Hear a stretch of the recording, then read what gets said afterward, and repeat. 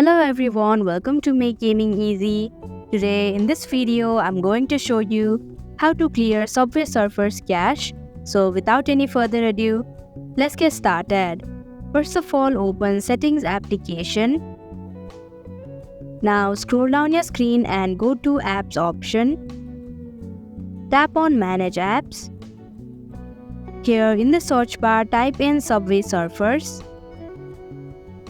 Click on Storage option, and here you can see an eraser icon in the bottom section of your screen. Tap on it. Select Clear Cache option, and if you're sure, tap on OK button. So that is how you can clear Subway Surfer's cache. Thank you for watching Make Gaming Easy. I hope this video was helpful to you. If it was, hit the like button and comment down if you have any questions or feedback. Also, if you are new to our channel, subscribe and hit the bell icon so that you don't miss our upcoming videos.